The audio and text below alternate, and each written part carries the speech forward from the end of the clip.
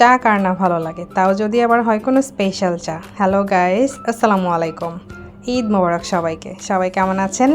আশা রাখছি সবাই ভালো আছেন এবং সুস্থ আছেন। আলহামদুলিল্লাহ, আমিও আপনাদের দোয়ায় অনেক ভালো আছি এবং সুস্থ আছি। আজ সন্ধ্যার পর থেকেই প্রচণ্ড ঝড় এবং বৃষ্টি হচ্ছে, তাই হঠাৎ করেই চা খেতে ইচ্ছে করলো। তাই ভাবলাম স্পেশাল কোনো চা বানানো যায় কি না। যেমন ভাবা তেমন কাজ, তাই মাথার ভিতরে প্ল্যানিং করে ফেললাম যে স্মোকি গার্লিক ব্রেড করব, আর সাথে স্পেশাল একটা মালাই চা থাকবে। আর গার্লিক ব্রেড যেহেতু করব, তার জন্য আমার রসুন লাগবে। আমি এখানে অনেকগুলো রসুন নিয়েছি। আর আমি সাধারণত রসুন পেস্ট করলে এভাবেই হামানদিস্তায় পেস্ট করে নেই, আমার জন্য একটু সুবিধা হয়।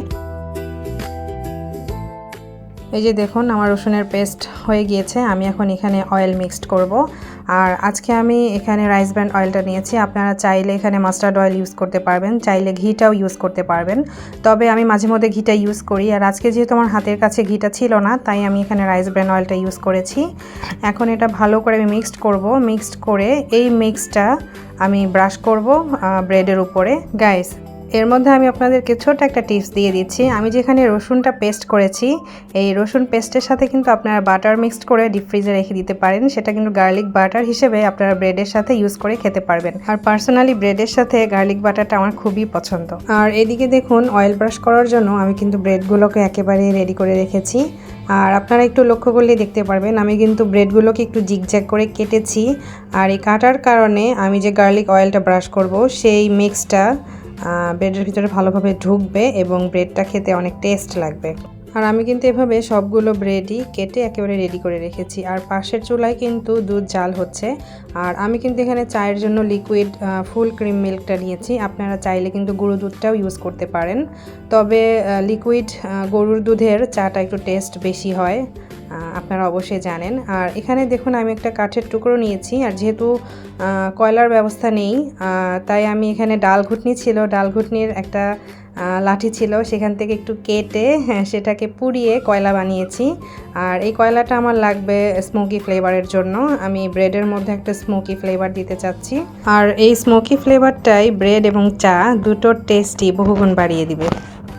সো গাইস, আপনারা দেখতে পাচ্ছেন আমি খুব ভালো করে অয়েল ব্রাশ করছি। আমি কিন্তু উপরের সাইড এবং নিচের সাইড দুটোই খুব ভালো করে ব্রাশ করব। আর যেহেতু আমি এক হাত দিয়ে ভিডিও করছি, আমাকে ক্যামেরা ধরে রাখতে হয়েছে, তাই একটু কষ্ট হচ্ছে আমার। তবে আপনারা চেষ্টা করবেন দু হাত দিয়ে করার জন্য, তাহলে জিনিসটা খুব ভালো হবে। আর গাইস, আপনারা কিন্তু চাইলে এটা স্লাইস ব্রেড দিয়েও করতে পারেন। আমি কিন্তু মাঝে মধ্যে স্লাইস ব্রেড দিয়েও এটা করে থাকি।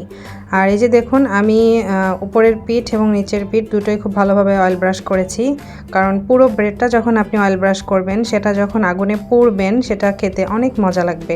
সো গাইস, আমার কাছে এই যে দেখেন, আমি একটা বিকল্প পদ্ধতি ইউজ করেছি ব্রেড পোড়ানোর জন্য। আপনারা চাইলে অন্যভাবেও করতে পারেন, তবে আমি শর্টকাটভাবে এভাবেই করেছি। আর যেহেতু আমি ব্রেডগুলোর ভিতরে স্মোকি একটা ফ্লেভার অ্যাড করব, তাই আমি ফ্রাই প্যানটা ইউজ করেছি স্মোকি ফ্লেভারটা অ্যাড করার জন্য। যেহেতু আমাকে ঢাকনাযুক্ত একটা পাত্র ব্যবহার করতে হবে, আমি এখানে কয়েলটা দেখেন চুলার মধ্যে বসিয়ে দিয়েছি। এটা যখন খুব ভালো করে পুড়বে, পোড়া হলে আমি সেটা ছোট্ট একটা পাত্রর মধ্যে রেখে সেটা ব্রেডের ভিতরে ঢুকিয়ে দিব এবং ভেতরে একটু অয়েল দিয়ে দিব। এই যে আপনারা দেখতেই পাচ্ছেন, সেম প্রসেসে আপনারা চাইলে চিকেনের মধ্যেও করতে পারেন, স্পেশাল কোনো পোলাওতেও দিতে পারেন। আর পার্সোনালি আমার স্মোকি ফ্লেভারটা খুবই ভালো লাগে। আমি ম্যাক্সিমাম সময় খাবারে বিভিন্ন ধরনের খাবারে স্মোকি ফ্লেভারটা অ্যাড করে থাকি। এই যে দেখুন, আমি স্মোকি ফ্লেভারটা আরেকটু বাড়ানোর জন্য আমি দ্বিতীয়বার কয়লাটা ইউজ করেছি। আপনারা দেখতেই পাচ্ছেন, কয়লাটা পুড়িয়ে সেখানে একটু অয়েল বা বাটার দিয়ে দিলেই যে স্মেলটা বের হবে, সেটাই আপনার খাবারের ভিতরে ছড়িয়ে যাবে। আর এখানে দেখুন, আমার চায়ের কাপগুলো আমি রেডি করে রেখেছি, একটু পরে আমি সার্ভ করব। এখানে আমার দুধ জাল দেওয়া কমপ্লিট, চায়ের লিকারও রেডি। সো গাইস, আমি এখানে লিকারটা ঢেলে দিচ্ছি। আপনারা কিন্তু লিকার ঢেলে একটু পরপর টেস্ট করে দেখবেন যে লিকারটা কম হলো না বেশি হলো। আমার কাছে একটু কড়া লিকার ভালো লাগে, তাই আমি একটু লিকারটা বেশি ইউজ করেছি। যারা লিকার কম পছন্দ করেন, তারা চাইলে লিকারটা একটু কমও ইউজ করতে পারেন।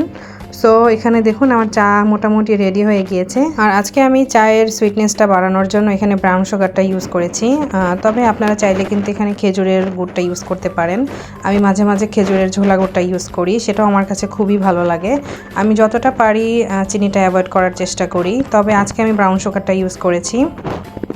মোটামুটি আমার চাটা রেডি হয়ে গিয়েছে। এখানে আমার গার্লিক ব্রেডও রেডি। সো গাইস, আমার চাটা যেহেতু কমপ্লিট হয়ে গিয়েছে, আমি সেটাকে ফাইনালি সার্ভ করার আগে আরেকটু গরম করে নিতে চাই। আমি চুলায় বসিয়ে দিয়েছি। এখানে বলক উঠলেই আমি চুলাটা বন্ধ করে সার্ভ করব। এই যে দেখুন, এখানে আমি চায়ের কাপগুলো রেডি করে রেখেছি। সো আমার চাটা কিন্তু এখন খাওয়ার জন্য একেবারেই রেডি। আর আপনারা কে কে এই চাটা পছন্দ করেন আমাকে কিন্তু অবশ্যই কমেন্ট বক্সে জানাবেন। আমি কিন্তু আপনাদের কমেন্টের অপেক্ষায় থাকবো। আর আপনারা সকলে হয়তো জানেন আমি একটি স্কুলের সাথে টিচিং প্রফেশনে যুক্ত আছি। আর এই প্রফেশনটা আমার খুব প্যাশনের একটা জায়গা। আমি খুব ভালোবেসে এই কাজটা করি। আর কাজের ব্যস্ততার কারণে পরিবারে তেমন একটা সময় দেওয়া হয়ে ওঠে না। তাই আজ যেহেতু বৃষ্টি হচ্ছিল, বৃষ্টির ফাঁকে একটু চা বানিয়ে ফেললাম। পরিবারের সবাইকে নিয়ে একটু চা খাওয়ার সুযোগ হয়ে গেল। সো আপনাদের যদি আমি চাটা খাওয়াতে পারতাম আমার আরও বেশি ভালো লাগতো। তবে আপনাদের কার কার আমার এই ভিডিওটা ভালো লেগেছে, আমার এই চায়ের রেসিপিটা ভালো লেগেছে, আপনারা কিন্তু অবশ্যই আমাকে কমেন্ট বক্সে জানাবেন। তবে সবার কাছে আমি সরি চেয়ে নিচ্ছি। আমি আজকের এই ভিডিওটা আরও একটু ছোট করতে চেয়েছিলাম, বাট বড় হয়ে গিয়েছে। সো আজকে আর কথা না বাড়াই, আপনারা সবাই ভালো থাকবেন আর আমার জন্য বেশি বেশি করে দোয়া করবেন, আমি যেন আপনাদেরকে ভালো ভালো ভিডিও উপহার দিতে পারি। আল্লাহ হাফেজ।